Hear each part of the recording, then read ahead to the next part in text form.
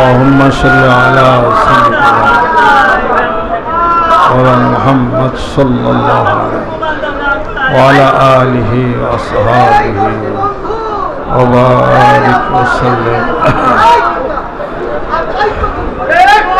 সকলে গায়ে গায়ে ডান হাত ধরি গুনার জন্য তওবা হবে আমিও গুনার জন্য তওবা করি সকলে তওবা করি আর মনে মনে বিশ্বাস করি আমাদের হাতের উপরে আল্লাহ পাকের কুদরতের হাত বায়াত গ্রহণ করি অঙ্গীকারবদ্ধ হই প্রতিশ্রুতিবদ্ধ হই এই প্রতিশ্রুতিবদ্ধ হই আত্মার জগতের কাজগুলি করব ইনশাআল্লাহ তাআলা পিতামাতারও বাধ্য সন্তান হব না ঘরের স্ত্রীকে মারব না প্রহার করব না ওজনে কম দেব না চুরি ডাকাতি করব না সুদের কোনো লেনদেন করব না আরও ইসলামী জীবন জিন্দেগির যা আছে তা থেকে তওবা করি আল্লাহ পাক তওবাকে যেন কবুল করে নেন আজকের এই মাহফিলে আসার সার্থকতা যেন হয়ে যায় আউযু বিল্লাহি মিনাশ শাইতানির রাজিম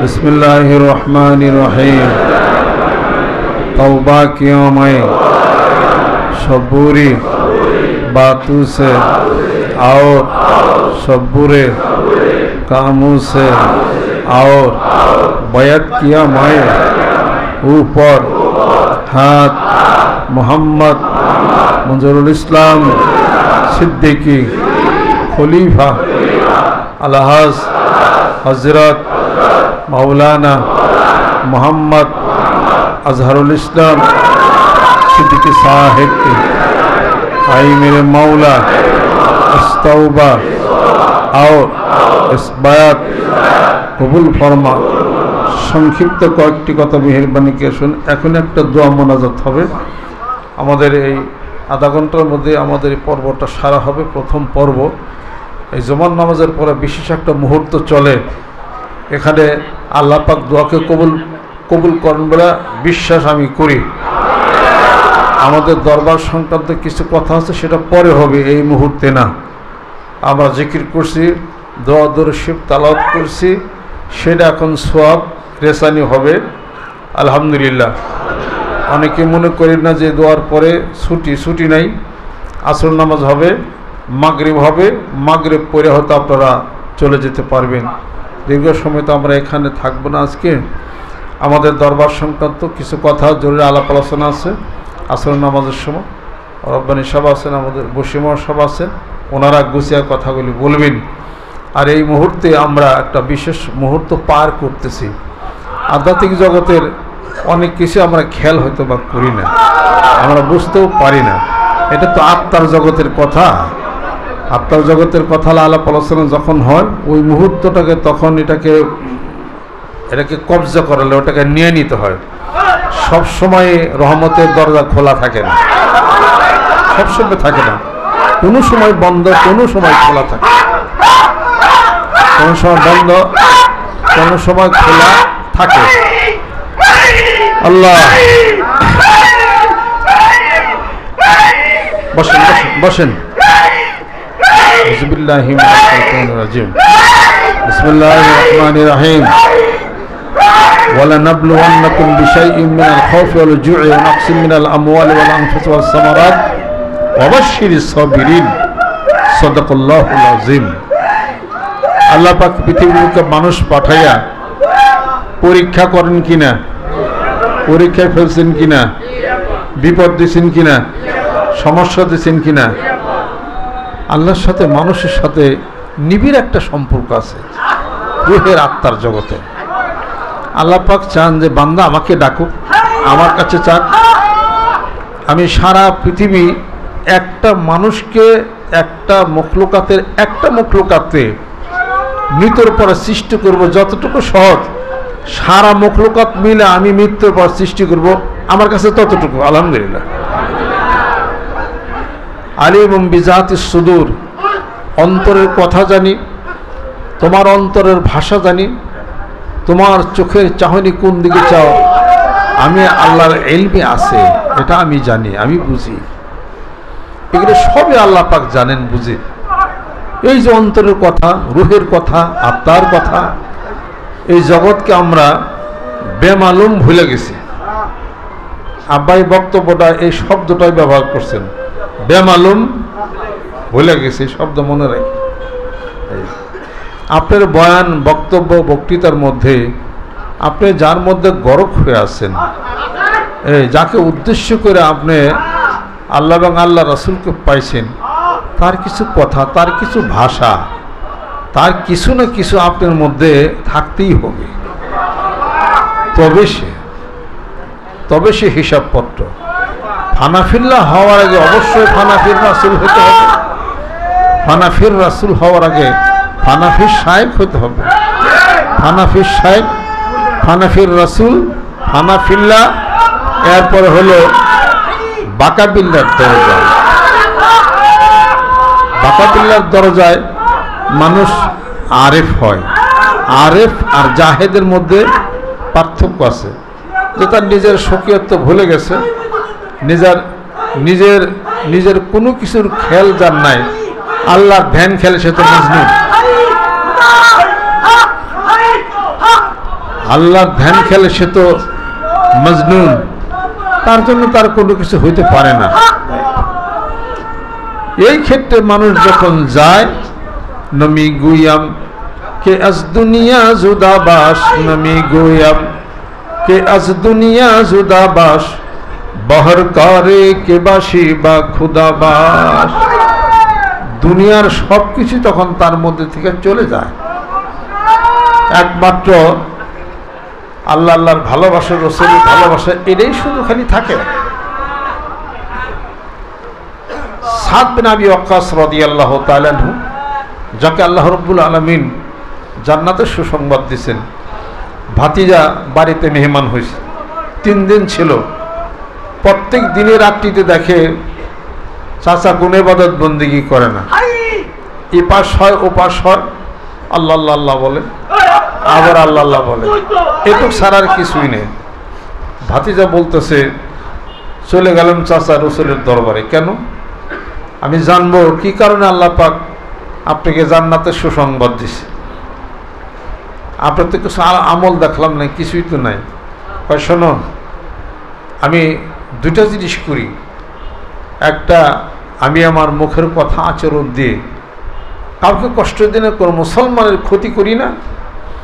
আর আল্লাহ এবং আল্লাহ রাসূলের ভালোবাসা ছাড়া আমার অন্তরে পৃথিবীর আর কিছু নেই। ঘর বাড়ি, ধন দৌলত, আর কোনো কিছুর খেয়াল আমার নাই। আর আমি মানুষকে ভালোবাসি, কোনো মুসলমানের কোনো ক্ষতি আমি করি না। রাসূলুল্লাহ সাল্লাল্লাহু আলাইহি সাল্লামের দরবারে ভাতিজা কেসে যায়, বলছে আমার চাচা এটা বলে, এটা কি জান্নাতের জন্য সুসংবাদ? আল্লাহ নবী সাল্লাল্লাহু আলাইহি সাল্লাম বলেন, জান্নাতে যাওয়ার জন্য এটাই তার জন্য যথেষ্ট। আলহামদুলিল্লাহ। আল্লাহ রাব্বুল আলামিন বলেন, 2টি জিনিস মানুষের আমি সবচেয়ে বেশি পছন্দ করি।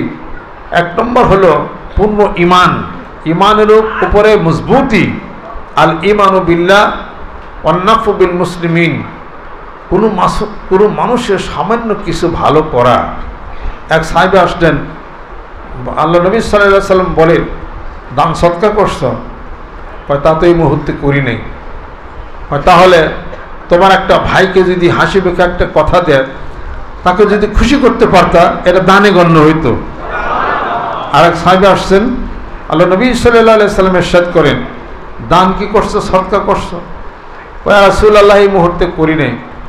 আল্লাহ নবী সাল্লাল্লাহু আলাইহি সাল্লাম বলেন, তুমি যদি তোমার স্ত্রী, পরিজন, ছেলে সন্তানকে তাদের পূর্ণ দায় দায়িত্ব, যা ইসলামের বিধান তা পালন করার পরেও কিছু যদি তুমি তাদের হাতে দিতা, এটা সদকা এবং দানে গণ্য হয়ে যেত। সদকা দানে গণ্য হয়ে যেত। দান সদকা খালি গরিব মানুষকে দেওয়া, একটা মুসলমানকে একটু খুশি করলেন, এটাও দানে গণ্য হবে। স্ত্রী পরিজনকে কিছু দিলেন, এটাও দানে গণ্য হবে। তাহলে বোঝা গেল কি, এটাও দান। আল্লাহ পাক আমাদেরকে যেন কবুল করে নেন। সবচেয়ে দানের মূল্যবান দান কোনটা? অভাবের সময় কিছু দেওয়া, অভাবের সময় তুমি কিছু দেওয়া, এটা হলো সবচেয়ে মূল্যবান। ক্ষুধা অবস্থায় নিজে না খেয়ে কাউকে খাওয়া, এটা হলো সবচেয়ে মূল্যবান কাজ। ক্ষুধার সময় নিজেকে নিয়ন্ত্রণ করো। ওয়ালানাবলুওয়ান্নাকুম বিশাইইম মিনাল খাউফি ওয়াল জু', ক্ষুধার্ত, ক্ষুধার দ্বারা পরীক্ষা করবেন। ক্ষুধা লাগলে করো কেমন, ক্ষুধাকে জয় করতে পারছো, এই জন্য তো 30টা রোজার ব্যবস্থা আল্লাহ পাক করছে। রোজার দিনে মানুষ একটু শেষবেলা একটু বেশি করে কিনা, হুজুর আসে, রোজার দিনে মানুষ শেষবেলা একটু একটু বাঙালিরা একটু হয় কিনা, মন মেজাজ খারাপ হয় কিনা, আসরের পরে মাথা ঠিক থাকে না, জিজ্ঞেস করছে হুজুর এই কথাটা একটু বলে দেন, বা স্যার এই কথাটা বলে দেন, বা বেলাটা আছে মাত্র আর আধা ঘন্টা, জানো না আমি রোজাদার, মন মেজাজ ঠিক থাকে, কালকে সকালে এসো, এ কথার অর্থই তোমার রোজা এখনো কবুলে আসে নাই। ক্ষুধার্ত অবস্থা হাসবা, রোজার শেষ মুহূর্তে তুমি তোমার নিয়ন্ত্রণ কি হারাবে না, এই জন্য তো রোজার ব্যবস্থা, এই জন্যই তো শ্রমের ব্যবস্থা। শ্রম শব্দের অর্থ হলো বিরত থাকা, বিরত রাখা। রোজা শব্দের অর্থ হলো দহন, জালে পুরে সারখার করে দিবে।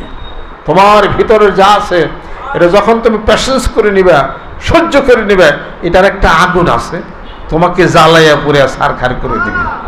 এবার তুমি এখন কালো একটা কয়লা তুমি হইয়া যাইবা। কয়লা হইতে পারছো নি? আল্লাহর প্রেমে পড়লে মানুষ কয়লা হয়, নবীর প্রেমে পড়লে মানুষ কয়লা হয়, ধৈর্য সহ্য করলে মানুষ কয়লা হয়। এই জন্য তো প্রেমের রূপ হলো কালো। কোন কেতাবে লেখা আছে কিনা আমি জানি না, আমার জ্ঞানে কই, প্রেমের রূপ হলো কালো। মক্কা শরীফ রং গেলাপ,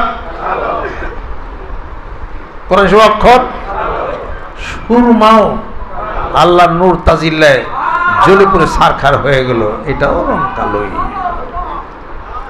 আর জ্বলতে জ্বলতে মানুষ বলে না যে পড়তে পড়তে পড়তে পড়তে আমি সাদা হয়ে গেছি, এটা কয়নি, পড়তে পড়তে জ্বলে পুড়ে আমি সারখার হয়ে গেলাম, কালো হয়ে গেলাম, কয়লা হয়ে গেলাম। এটা তার মানে কি এরপর আর কিছু নেই। এই জন্য তো কবি বলেন নূর নবীর প্রেমে কাবা হয়েছে কালা, নূর নবীর প্রেমে কাবা হয়েছে কালা, ইয়া মুহাম্মদ মুস্তাফা নবী সাল্লাল্লাহু আলা, ইয়া মুহাম্মদ মুস্তাফা নবী কমলি ওয়ালা, শাফায়াতের কান্ডারি মদিনা ওয়ালা, শাফায়াতের কান্ডারি মদিনা ওয়ালা, ইয়া মুহাম্মদ মুস্তাফা নবী সাল্লাল্লাহু আলা।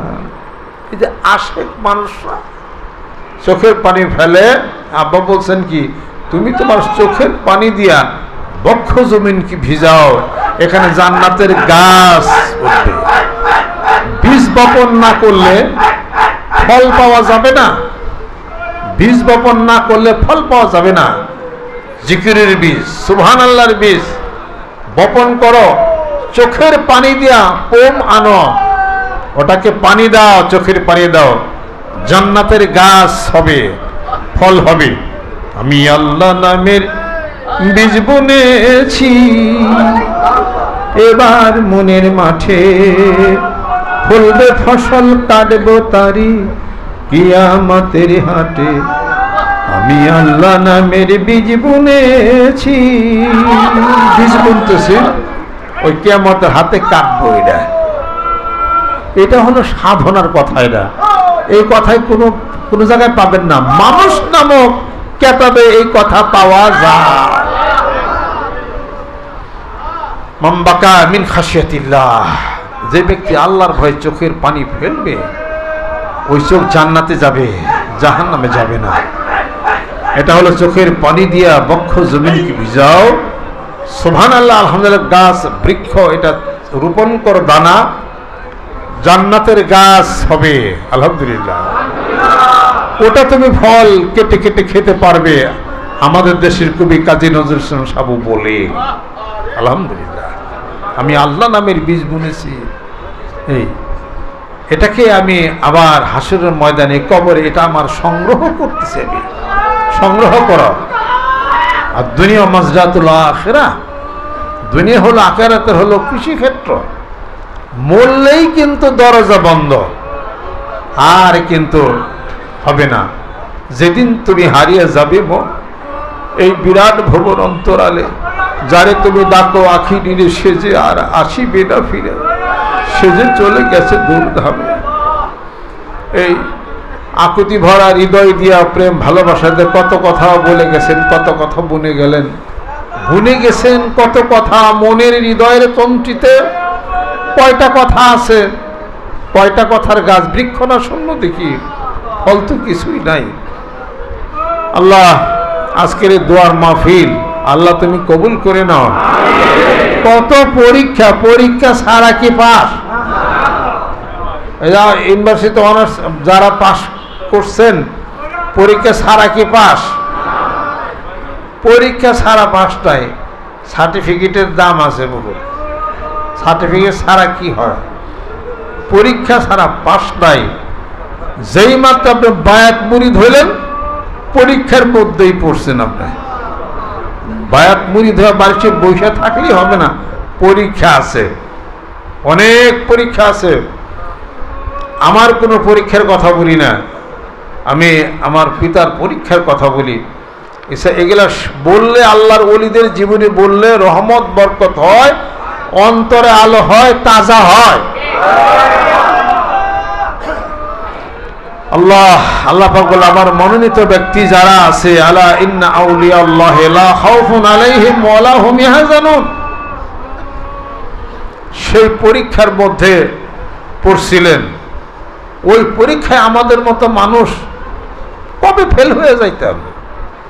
আপা বলছেন যে তোরও মুরিদ হওয়া, আর আমি আজহার সিদ্দিকী, আমার মুরিদ হবো বেশ কম আছে রে। তোমার যেই মাত্র বায়াত মুরিদ হইলেন, মানে কি একটা রুহের জগতে, আত্মার জগতের একজন বেলায়েতপূর্ণ মানুষের সাথে যখন আপনি বায়াত মুরিদ হইলেন, এ কথার অর্থই আল্লাহর ওলির দপ্তরে আপনার নামটা লেখা গেছে। এখন আল্লাহ পাক দুনিয়াতে জ্বালাইয়া পুরাইয়া সারখার করে, বিপদ সমস্যা অসুবিধা করে নিয়ে আপনাকে যখন নিবে, কবরে জ্বালাই করেই নিবে। এটা হলো ব্যাপার। এই জন্য বিপদ মানে মুসিবত, মুসিবতকে মুসিবত মনে না করলে মুসিবত হয়ে যায় রহমত। মুসিবতকে মুসিবত মনে করবেন, আরো মুসিবত বেড়ে যাবে। আর মুসিবতকে যদি মনে করেন এই যে আল্লাহর পক্ষ থেকে, তাহলে এটা রহমত হবে। ইজা আসাবাতহুম মুসিবাতুন ক্বালু ইন্না লিল্লাহি ওয়া ইন্না ইলাইহি রাজিউন, এই মুসিবত থাকবে না, এটা রহমত হয়ে যাবে। আল্লাহ পাক ধৈর্য দিবেন। আপনার জীবনের যত কাজ কিছু করতে পারবেন না, আপনি কিছুই পারবেন না। চেষ্টা তো মেলাই করলেন, এটা ওটা হ্যান ত্যান, পারেন না কেন? হয় না কেন? আমাদের হয় না কেন? আমার হয় না কেন? না না না, আপনি তো আল্লাহর কাছে সুপুর্দ হয়ে গেছে। ইন্নী ওয়াজ্জাহাতু ওয়াজহি লিল্লাযী ফাতারাস সামাওয়াতি ওয়াল আরদা হানিফা ওয়া মা আনা মিনাল মুশরিকিন। আপনি তো আল্লাহ দিকে রুজু হয়েছেন, আপনি জীবনের মালিক যিনি, তার কাছে তো আপনি দিয়ে দিয়েছেন। আপনার যত কাজ যা কিছু আছে সব হাসবুনাল্লাহু নি'মাল ওয়াকিল, নি'মাল মাওলা ওয়া নি'মান নাসীর, সব আল্লাহর বশবর্তী করে দেন। এবার আল্লাহ পাক আপনার পক্ষ থেকে একটা একটার কাজের সমাধান করবে। আল্লাহ পাক শর্ত দিয়েছেন, ফাসবির হাত্তা ইয়াহকুমাল্লাহু ওয়া হুয়া খায়রুল হাকিমিন, ধৈর্য ধারণ করো, আমি উত্তম ফয়সালাকারী, আমি উত্তম বিচারক। যদি তুমি মুমিন বান্দা হও, ধৈর্য ধারণ করো, তাতেও যদি তোমার সহ্য না হয়, তুমি অন্য জায়গায় চলে যাও।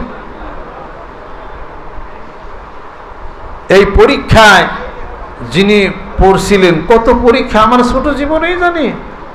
বায়াত মুরিদ হলেন, ইসাক রহমতুল্লাহ হাতে বায়াত মুরিদ হওয়ার পরে কিছুকাল পরে ইসাক রহমতুল্লাহ ব্যারিস্টার সাহেব চাকরি ছাড়িয়ে দেন। বিভিন্ন কলেজের হেড অফ দ্য ডিপার্টমেন্ট চাকরি ছেড়ে দিলেন। হুকুম বলা, হুকুম শেষ, ওই সময় যা ছেড়ে দিছেন, আজও বিদায় অনুষ্ঠান হয় নাই, রেজাল্ট লেটার লিখে দিছেন। এই চাকরি ছাড়ার পরে কি দশাটা হইল, এখানে ইমানের পরীক্ষা। আমারই তো মনে আছে ছোট্ট একটা কালির মেশিন আব্বা কিনছিল, কালি বানিয়ে ডিবাই করে মাঝে মাঝে কালিও বিক্রি করতেন, আমার বিক্রি করতাম। আমার তো মনে আছে গলার সমীর উদ্দিন গাজী, গলার সমীর উদ্দিন, এই এরপরে আপনার কাজীবন্দি ফকির, এই তিনটা মরিদ ছিলেন ওই আব্বার খেলাফতের পরে।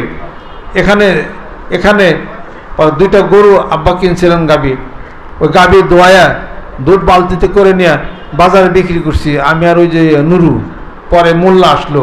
এগুলো তো ইতিহাস। এটা আব্বার জীবনে কোনোদিন হাই হতে, মোমেনের কোনো হাই হতাশ থাকবে না। প্রথম অষ্টমবিন যারা তাদের হলো হাই হতাশ, হলো না, পেলাম না, খাইলাম না, ইসিরে গেল রে, এগুলো কেন? মুখে হাসি খুশি থাকবে, কারণ আপনার আমার মালিক হলো আল্লাহ। আলহামদুলিল্লাহ আলা কুল্লি হাল, যে অবস্থা ওই অবস্থা আল্লাহ তোমার প্রশংসা করি। ইয়ার পরে বাসায় খাবার থাকতো না, পীর বাইরে আসছে, কাঁঠাল মুড়ি টুড়ি দিয়ে দিচ্ছে। আমরা বহুদিনই দুপুরে বিকালে আমরা খাই নাই, এরকম মেলায় আমার মনে আছে। আমার রুটি ভাঙছে, রুটি খাইছি, মোল্লা রুটি খাইছে মনে আছে, চিরার ভাত এগুলোও মনে আছে আমাদের। কিন্তু কোনোদিন দায়িত্ব করতো আব্বা দেখি যে কখনো ই করে নাই। এটা ছোটোবেলার কথা এইগুলা।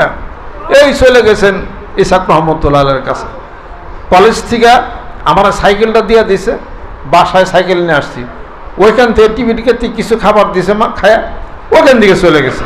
মা জিজ্ঞাসা করছে যে কলেজ থেকে বাসায় আসার পরে একটু রেস্ট নিয়ে খাওয়া দাওয়া করে পরে যাও বরিশাল।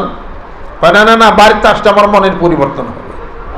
ওখান থেকে গেছেন, কি হিসাব পত্র কি। এরপরে বায়াত বড়ি ধর পরে চাকরি ছাড়লেন। এরপরে কিছু দাঁড়িয়ে হইল, গুরু দশা দাঁড়িয়ে আমার নানা কইছে এই গেল। তারপরে ওই মসজিদে যে আব্বাস জিকির করতেন আমার নানা বলতেন কি মাকে, কয় না ওই যে মসজিদে জিকির করা কারা 19 পাহাড়ি 20 পাহাড়ি, কয় না ওই যে জামাই, আপনাকে জামাই। ও শুনছি যে পীর রাত ধরছে নাকি, জোল্লা কান্দে নিচে গুরু দশা দাঁড়িয়ে কেবল দাঁড়িয়ে রাখছে, এই অবস্থা। পরে তা আব্বা কিছু বলে না, সবসময় হাসি খুশি থাকছে, খাইলেও শোয় না খাইলেও শোয়। ইমানটা পুক্ত না কি পরিমাণ। একটা মানুষের হাতে একটা বেলায়েতের আলোটা লাইটটা যে আসে, সে যে কাজটা করবে, সে ওই ধরনের একটা শক্তিশালী আত্মার মানুষ তাকে না হলে ধৈর্যই রাখতে পারবে না। সেইটা গেল। এরপর কিছুদিন যাইতে না যাইতে আবার কি হলো পরীক্ষা, এখানে আগুন দিল। আব্বা তখন কলেজে লেকচার দেয়, আমাদের রজব মিজান মাস্টার সভা ছিল, আমি তখন ছোটো ছিলাম। সবাই পানি দিছে, তারপরে বালি টালি দিছে, খবর গেছে দেবেন্দ্র কলেজে। আব্বা বলছেন যে যা আমি আসতেছি, ক্লাস একটা আছে সাইরে আসি, বাড়িতে আগুন লাগে পুরা যায়। আব্বা করতেছেন যে ক্লাস একটা আছে আমি সাইরে আসি, তারা ঠান্ডা হরাইছে। সবাই বলতো প্রফেসর সব বাড়ি আগুন লাগে পুরা গেল, আর এমনি তোমরা তো বুঝবো না আগুনটা লাগছে কেন। পীরের রাত ধরছি, মরি ধুইছি, দুনিয়ার পরীক্ষা চলছে, আল্লাহর হুকুমে আগুন জালে পরে সব সারখার হয়ে গেল। কিছুদিন পরে বাসা আবার চুরি হইল। এত কিছুর পরে ইমান ঠিক থাকে কার কোন? যাওয়ার পরে চুরি হয়ে সব কিছু নিয়ে গেল, বিশাল ঘটনা। কিছুদিন পরে দাদা হুজুর হুকুম দিলেন, ব্যারিস্টার সাহেব আপনার ইলেকশন করতে হইবে, টাকা নাই পয়সা নাই চাকরি কিছু নেই, ইলেকশন কি করবে? কারণ হুজুর আমি তো ইলেকশন বুঝি না। আপনি কইলে কামে খারে আল্লাহর দেহান, খারে আল্লাহর দেহান। আমি তো সকালে খাইছি, এখনও কিন্তু খাই নাই, আপনারাও খান নাই, আমিও খাই না, তোমারও খাবেন ইনশাআল্লাহ তাআলা। এই খারে দেখান। পরে আব্বা ইলেকশনে খারাইলেন, আমি ওই চুঙ্গা নিয়ে এই এন্দা কইতাম, ভাই সব আসন্ন এমএনএ নির্বাচন, তখন এমএনএ নির্বাচন ছিল, এই ভোট দেওয়া জয়যুক্ত করবেন। আর সারাদিন ওই আব্বা চা বানাতো, মায়ের চা বানাতো, টোস্ট বিস্কুট দিত, এই না আমিও খাইতাম। আমার একদিন মা মাঝে মাঝে ইলেকশন হলে তো ভালোই, ওই কে আমার তাহলে এই যে চা আর বিস্কুট কিনে আমরা খামো। পর আব্বা করছে কি এক যে পড়ছি, পীরের হুকুম শুনে আর আমার ইলেকশন করার লাগে। ইলেকশন জায়গায় যায় বক্তৃতা দেয়, কলেজের ছাত্র করে স্যার আপনিই কামাইছেন কে, আমি ইলেকশন কয় করো না, আমার পীরে হুকুম দিছে তো ভোট দেওয়া চাই না দাও, আমার এটা খারাপ লাগবে। পরে সেখান থেকে ওই যে আব্দুল বাতেন, তারপরে বেনজির, আরও যারা যারা ছিল সবে আব্বার ছাত্র ছিল, এই কয় স্যার ই কামটা যদি কেমন কেমন স্যার ওই কী করবে, পীরের হুকুম দিছি তো খারাইছি, এখন জানি তো ভোটে কী হইব। তা বঙ্গবন্ধুর বিপক্ষ দলে কেউ খারাইলে পাশ করতে দিত জোরে কন, 99 ডিভিশন হলো ফেল, 99তে হলো ফেল হয়েছে। পরে ফেল টেল করে গেছে বরিশাল, দাদা হুজুর জিজ্ঞাসা করে ব্যারিস্টার সাহেব ইলেকশনের খবর কি, পাস কি হয়েছে? হুজুর ফেলের নিচে,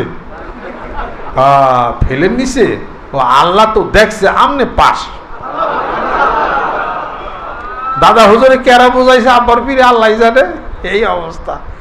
পরে আমরা গোলাকান্দা যে আসিলাম, তারপরে তো বিশাল বৃত্তান্ত হিসাবপত্র গেলাম। তাহলে এই যে ঘটনাগুলা, এটা তো কোনো সুখও শুনি না, আফসোস শুনি না, মার কাছে কোনোদিন শুনি নাই।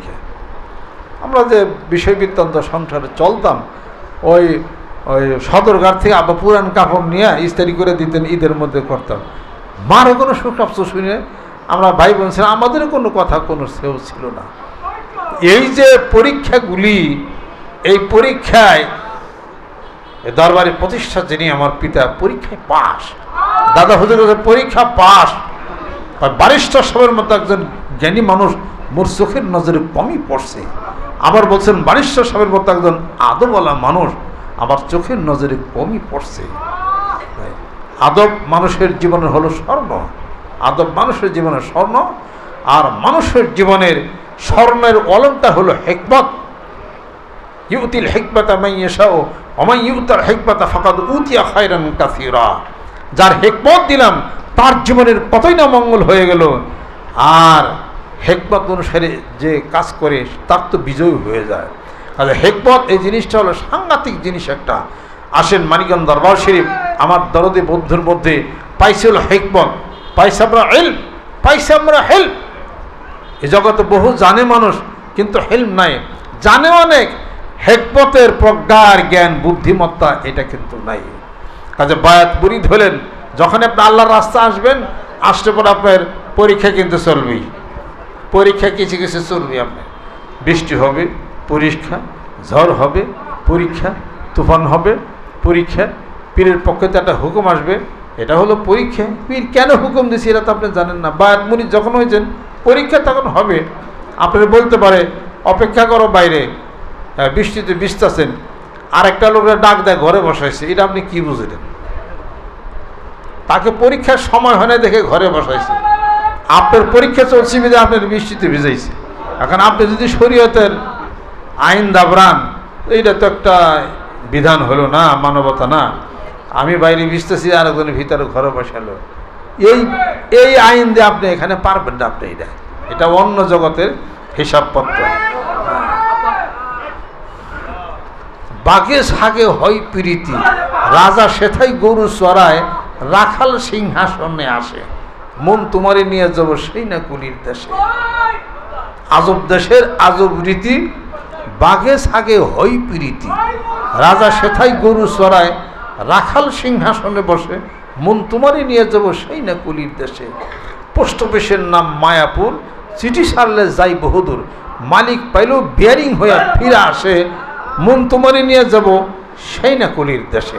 আজব দেশের আজব নদী, জোয়ার ভাটা নিরবধি, সেই পানি দেখিবি যদি বসতি হবে উজান বেশে, মন তোমারে নিয়ে যাব আমি সেই না কুলির দেশে।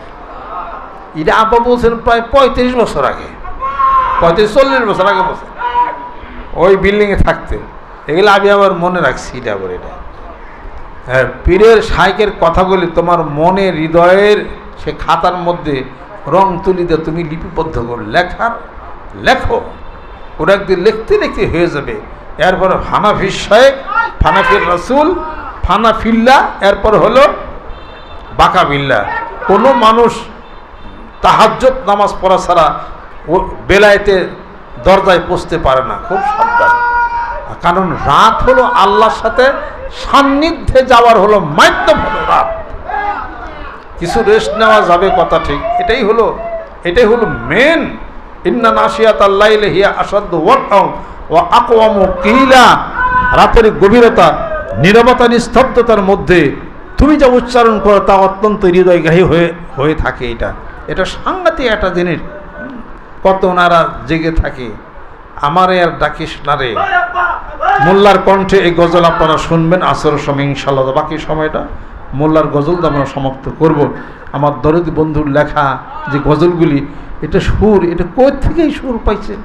আব্বা একদিন কথা কথা বললেন কি, এই শোনো, আমি সুর দেই, তুমি যখন মহাসুরের সাথে একাকি হয়ে যাবে তোমার সুর উপরে থেকে অটোমেটিকই তোমার আসবে। এটা এই সুর কিসের সুর? এটা কি সুর? এটা কি হিসাবপত্র? কি ছোট ছোট টানে দাদরার উপরে, ঝুমরের উপরে, ইয়ের উপরে, এগুলো কই থেকে এই সুর, কেমনি কি এটা আসছে? এটা বিষয় বৃত্তান্ত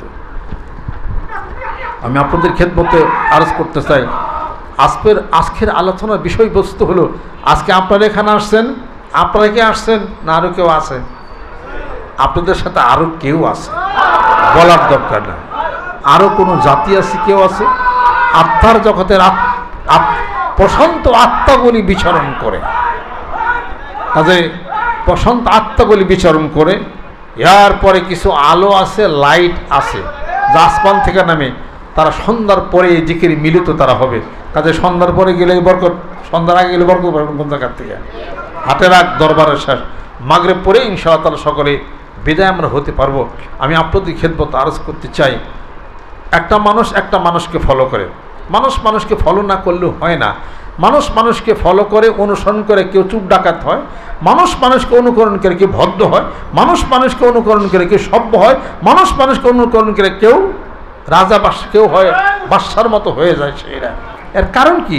অনুকরণ আপনাকে করতেই হবে, তাছাড়া আপনি একাকি কখনোই আপনি এটা পারবেন না। একাকি কখনো আপনি পারবেন না। দেখেন, আমরা অনুকরণ মানছি দেখেই তো আমার পিতাকে তিনি বলছেন কি, তাই ব্যবসা করো।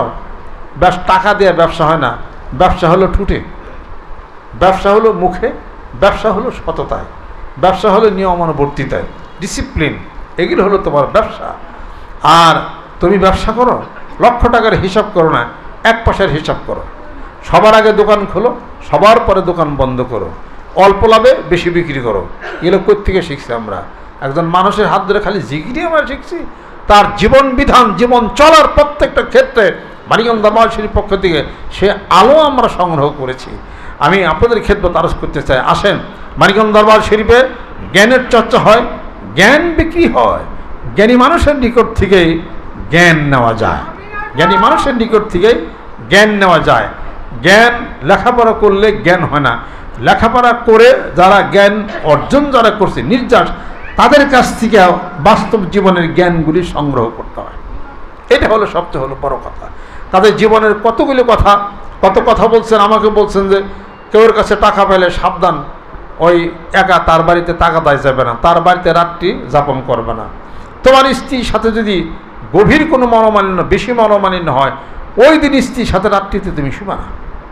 তার কারণ রাগের মাথার উপরে শয়তান ভর করে। রাগ এমন জিনিস যে তার মাথার উপরে শয়তান ভর করে যে কোনো দুর্ঘটনা ঘটতে পারে। এরপর আব্বা এটাও বলছেন যে রাগের উপরে সিদ্ধান্ত নিও না, অতি আনন্দে সিদ্ধান্ত নিও না। কত বড় কথা এটা, কত বড় কথা, কত ওজন এটা। কাজে যার বাড়িতে টাকা পেবেন কোনোদিন তাকাতে যাবেন না একা, ঘরের ভিতরে তাকাতে যাবেন না, বাইরে কথা বলবেন, সাথে লোক রাখবেন, ওই দিন রাত্রি যাপন করবেন না। এমন মানুষকে টাকা দাও, এই পরিমাণ হাওলাত দাও যেটা মায়েরাও যদি দেয় তুমি যেটা না মরো, তোমারটা ঠিক রেখে না তুমি কাজ করবা, জীবনে কখনো তুমি আটকাইবে না। এটা হাদিস শরীফের মধ্যে আছে, নিঃস্ব হয়ে আল্লাহর রাস্তায় দান করবেন, এটাও নিষেধ। আবার কৃপণ হয়ে থাকবেন, দিবেন না, এটাও নিষেধ। মধ্যম পন্থা অবলম্বন করার জন্য আল্লাহ পাক বলছেন, নামাজি তো মধ্যবর্তী নামাজটা সবচেয়ে গুরুত্বপূর্ণ বেশি। হাফিজ আলা সলাতে ও সলাতিল উস্তা, তার মানে আসর নামাজ। যেরকম সুবহানাল্লাহ। আমি আপনাদের খেদমত আরজ করতে চাই, আজকের এই দোয়ার মাহফিল এই বছরে একবার হয়। আমি মনে করি 3 মাস অন্তর অন্তরই হওয়া উচিত, কারণ আমার অনেক সময় আমার মনটা অনেক খারাপ লাগে। কেন না আপনারা এই ভালোবাসেন আদর্শ। আমি তো একটা উপলক্ষ মাত্র, আমি নগণ্য ছোট মানুষ, উপলক্ষ মাত্র। অনেক ভুল ভ্রান্তি হয়ে যায়। আমি কোনো নবী না, রসুল না, সাধারণ মানুষ না, সে আমি একটা নিম্নে নিম্ন স্তরের মানুষ আমি। এই মর্মে আপনারা আসেন, আমি সে আলাপ আলোচনা নিয়ে আপনাদের সামনে দাঁড়াই মাঝে মাঝে, আর মনে মনে অত্যন্ত খারাপ, অনেক কষ্ট পায় যে কত মুরব্বী, কত যুবক মানুষ, কত সবাই চলে গেল। তা এখানে আসেন, আপনার মসজিদে 200 টাকা দেন, মাদ্রাসা দেন, দরবার দেন, আমার 100 টাকা মোসাফা দেন। আমি তো আপনার বাড়িতে যাই, আমি তো মোসাফার টাকা দিই না। তাহলে যেই মানুষটা এখান থেকে আসলো, বাড়িতে গেল, তার অসহায়ত্ব ইন্তেকাল যখন পড়ে, তার আর কোনো বন্ধু সাথী থাকে না। তার একমাত্র পরিচিত জন যারা একটু সুবহানাল্লাহ দিবে, একটু জিকির করবে, একটু নামাজ পড়বে, এইটাই সে শুধু খালি। আর এই জিনিসটার জন্য রুহুটা অপেক্ষা করে। হাদিস শরীফের মধ্যে আসছে যে প্রত্যেক বৃহস্পতিবার দিন বিকালে রুহুটাকে ছেড়ে দেওয়া হয়, আর শুক্রবার দিন বিকালে আবার রুহুটাকে ধরে ফেলা হয়, তাকে পাঠিয়ে দেওয়া হয়, তুমি তোমার আত্মীয় স্বজন পিতামাতা আছে তাদের কাছ থেকে কিছু তুমি নিয়ে আসো। এই রুহুটা ঘুরে ভাইয়ের কাছে যায়, বোনের কাছে যায়, স্ত্রীর পরিজনের কাছে। আর ওই স্ত্রী কি বলে, রাত যখন হয়ে যায়, গভীর হয়ে যায়, আব্বার ওয়াজে বয়েন আমি শুনছি, ওই করে বাথরুমে যায়, এরপরে শব্দ টব্দ করে, তারপরে মৃত ব্যক্তি স্বামী মনে করে যে আমার স্ত্রী বোধহয় ওযু করবে বা একটু তাহাজ্জুদ পড়বে, একটু জিকির করে, আমার বোধহয় কিছু আমাকে দিবে। আর নিঠুর ছেলে সন্তানটা সম্পত্তি রেখে আছে, সম্পত্তি বেচাকিনি করে, কোন দিকে চলে কিছুই তার পিতা মাতার জন্য সে করে না। তখন ওই ছেলে সন্তানের কাছে যায়, বউর কাছে যায়, স্ত্রীর কাছে যায়, কেউ তখন তাকে একটা সুবহানাল্লাহ দেয় না। তখন সে তাদেরকে বদদোয়া করতে করতে আবার চলে যায় যে আমাকে যখন কিছু দিলে না, তোমাদেরকে দেওয়ার মতো কোনো মানুষ আর থাকবে না।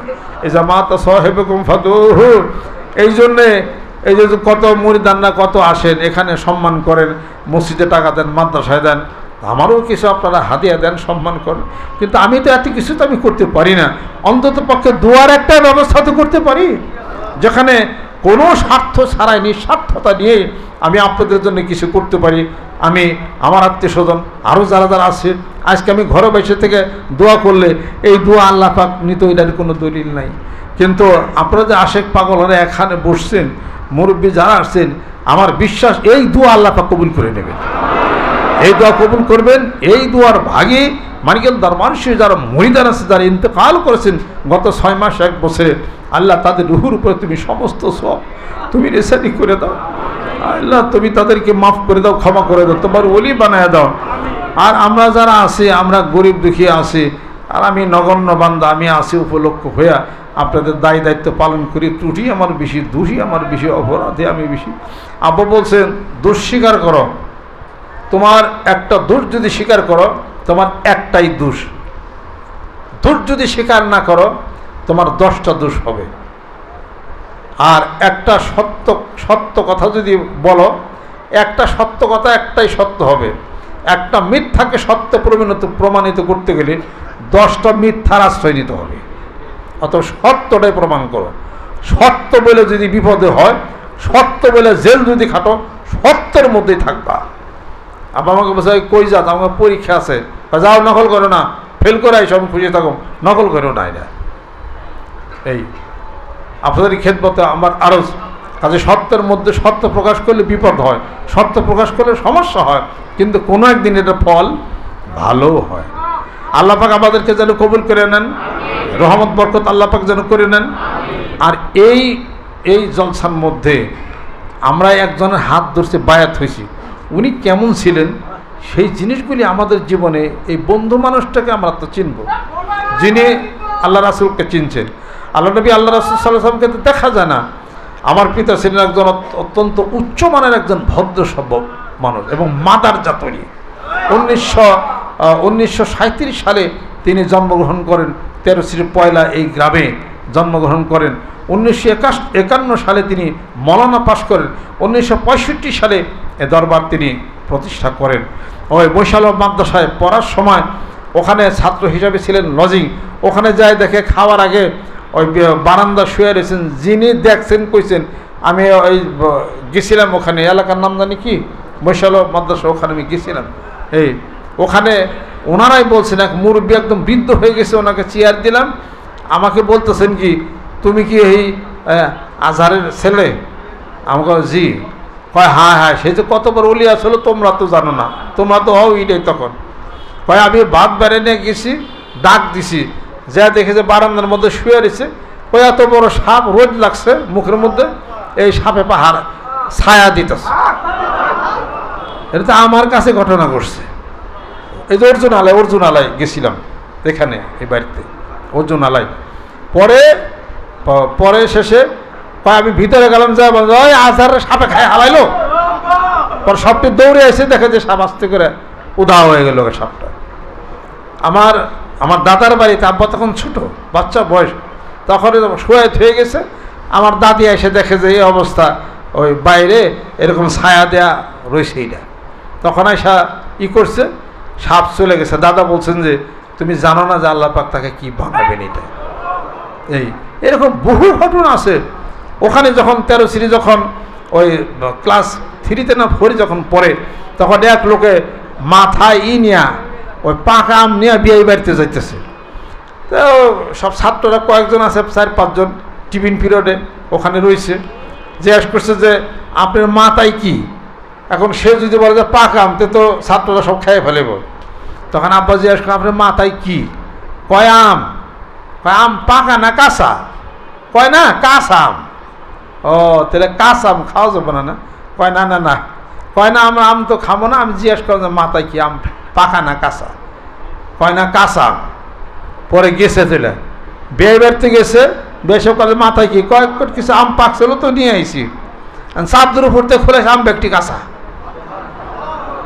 এটা 13 শ্রেণীর ঘটনা। যারা এই ঘটনা জানছে সে তো আমার কাছে কইছে এটা। হয় আম তো সব কাঁচা। হয় কি কন পাকা আম পারি না, ব্যক্তি কাঁচা।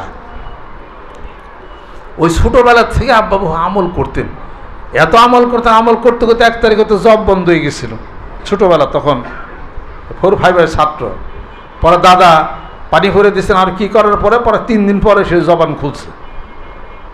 অন্য মানুষের সব খেলাধুলা করতে, আব্বা ঘরে বসে থেকে দেখি যদি জিকির আজকের কি জানি করতেন না। তাহলে পরে যে কাটা সুখা আদিকুল ফাসিহ মিন বাইজাতে এসিহ, যে কাটা সুখা ছোটোবেলার থেকেই সেটাকে বোঝা যায়। 13 শ্রেণী হাই স্কুলে ভর্তি করে দিয়েছেন। এখন বলতেছেন যে হাই স্কুলে বলে বাংলাদেশে পড়লে আল্লাহরে পাওয়া যাবে না। পরে গাঠটি বসকালি নিয়ে পলিয়ে গেছে মশাল হো মাদ্রাসা, আর দাদা তালাশ করেই পায় না। পরে কয় না ইংরেজি বাংলা পড়ব না, এই আরবি পড়লে পরে আল্লাহরে পাওয়া যাবে। তখন থেকেই চলে গেছে সেখান থেকে সে চিটাগাং বাটালি হিল, আমি বাটালি হিল দেখে আসছি, পড়াশোনা করছেন। আর ওখানে যাইয়া সারাদিন বসে জিকির আজকার ওইটা করছেন। পরে চিটাগাংতে অনার্স কমপ্লিট করার পর চিটাগাং গভর্নমেন্ট কলেজ থেকে পরে ঢাকা বিশ্ববিদ্যালয় মাস্টার্স কমপ্লিট করলেন, ইকোনমিক্স অনার্স। এই তো জীবন শুরু হয়ে গেল। যাদের সাধনা হঠাৎ করে না, বহু পূর্বে থেকেই সাধনার কিছু ঘটনা গইতেই থাকে। যখন সুবহানাল্লাহ। আর কেউ ফাঁকতালে যদি কিছু পায় তাহলে এটা আলাদা কথা। যেমন আমি ফাঁকতালে কিছু পাইছিলাম, অল্প কিছু। কি সেটা?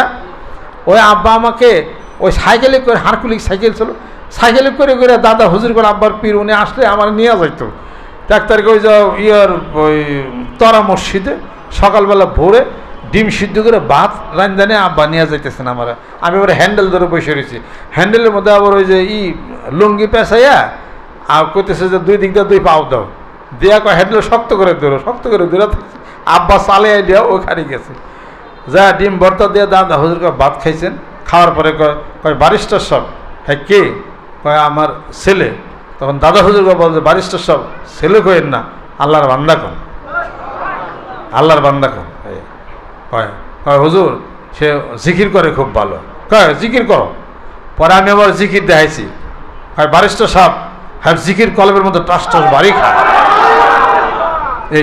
তখন ফাঁকতার একটা সুযোগ হয়ে গেলো। তখন কথা হ্যাঁ হা করো। পরে আমি হা করলাম।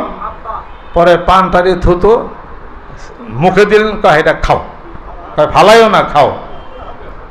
পরে এটা খাইলাম।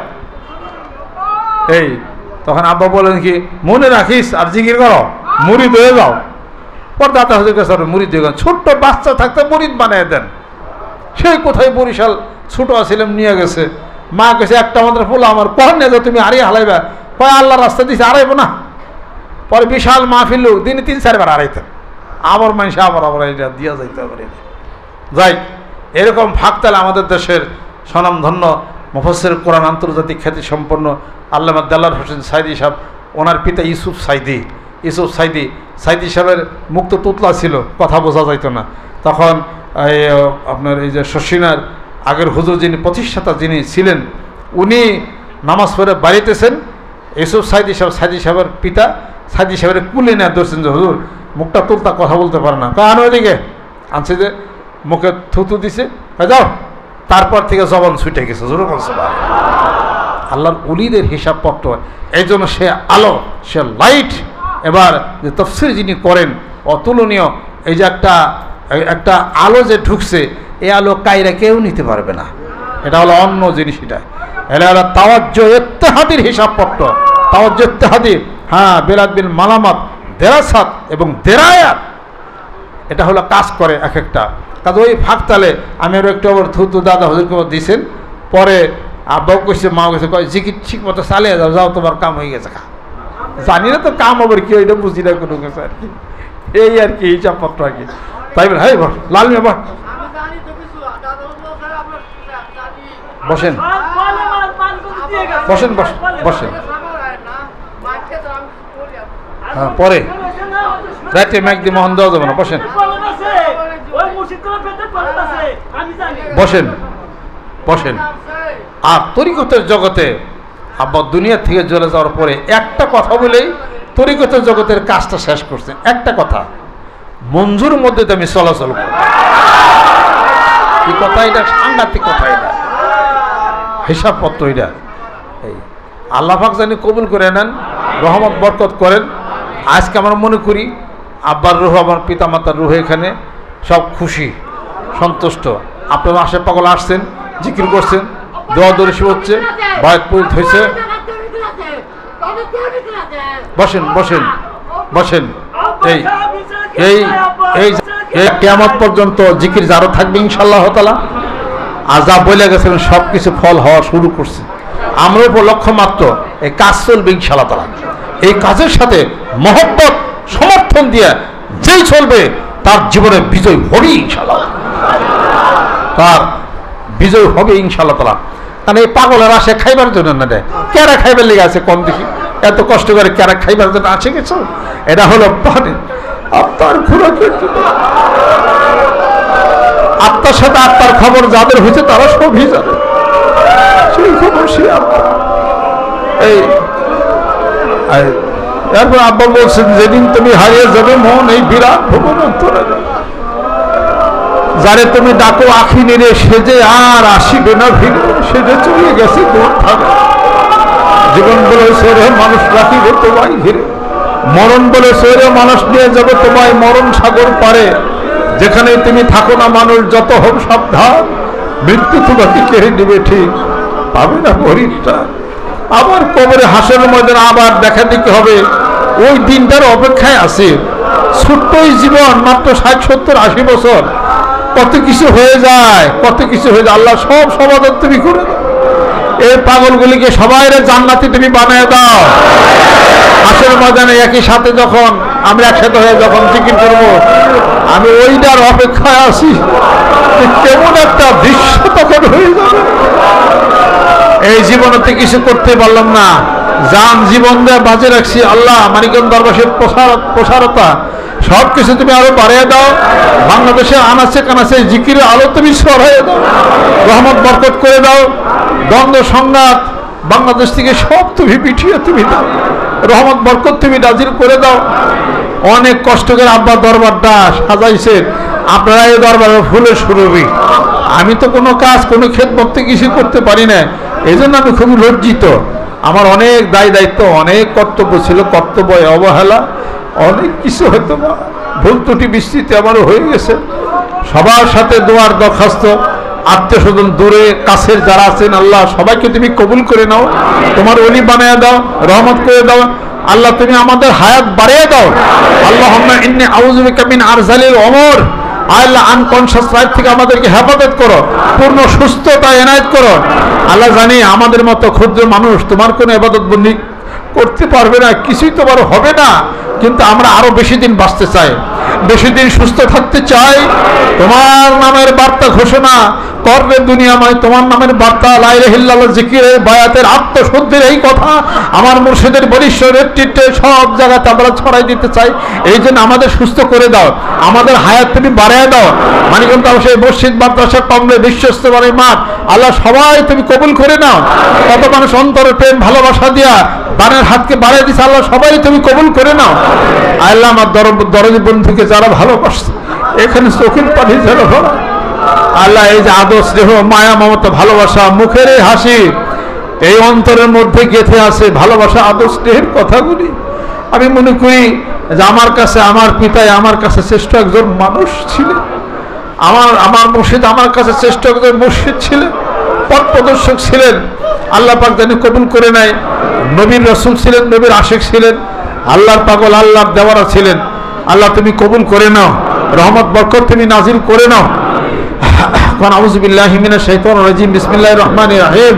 قل هو الله احد الله الصمد لم يلد ولم يولد ولم يكن له كفوا احد بسم الله الرحمن الرحيم الحمد لله رب العالمين الرحمن الرحيم مالك يوم الدين اياك نعبد واياك نستعين اهدنا الصراط المستقيم صراط الذين انعمت عليهم غير المغضوب عليهم ولا الضالين اللهم إني أعوذ بك من الحزن والهم وأعوذ بك من العجز والكسل وأعوذ بك من غلبة الدين وقهر الرجال لا حول ولا قوة إلا بالله فاستجبنا له ونجاني من الغم وكذلك ننجي المؤمنين لا إله إلا أنت سبحانك إني كنت من الظالمين لا إله إلا أنت سبحانك إنا كنا من الظالمين اللهم إني أسألك العظيم رب العرش العظيم أن يشفيني بسم الله الذي لا يضر مع اسمه شيء في الأرض ولا في السماء السميع العليم اللهم إني أعوذ بك من البرص والجنون والجذام ومن سيء الأسقام يا حي يا قيوم برحمتك أستغيث يا مقلب القلوب ثبت قلبي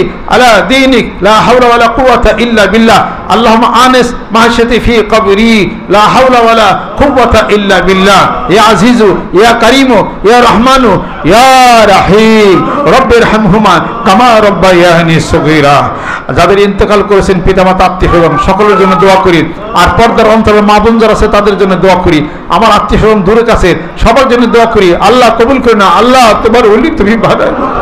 আল্লাহ এখানে কত চেনা মুখ ছিল বসা, এখন তারা অচেনা হয়ে গেছে, কোথায় গেল ওই পাগলগুলি?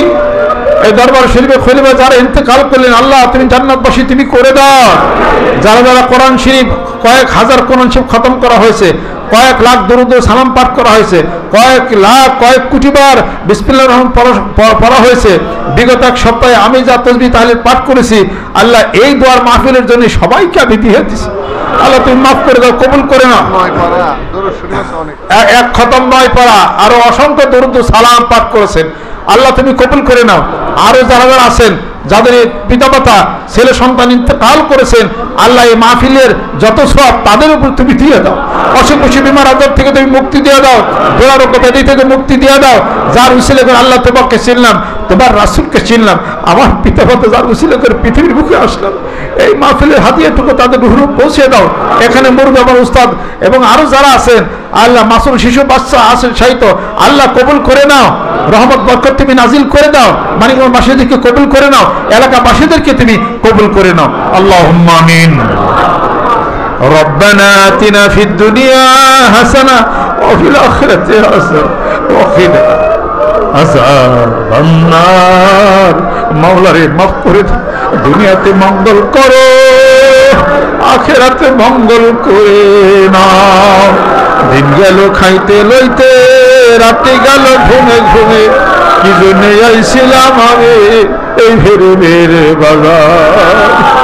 ভাই বলো বন্ধু বলো সবই তো উপরে উপরে অন্ধকার কবরেতে মাওলামি কোনো বন্ধক রাহিনি। আল্লাহ মসজিদের দক্ষিণ চত্বর আমার পিতা মাতা এখানে জান্নাতে শায়িত আছেন, আরো যারা আছে কোন একদিন আমাদেরকে এইভাবে কবরে যাইতে হবে।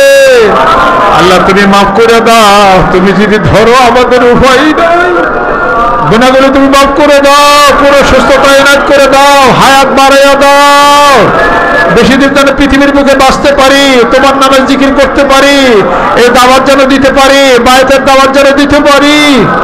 আল্লাহ এই মাহফিলের হাদিয়াটুকু আমার পিতামাতার রুহের উপরে পৌঁছে দাও।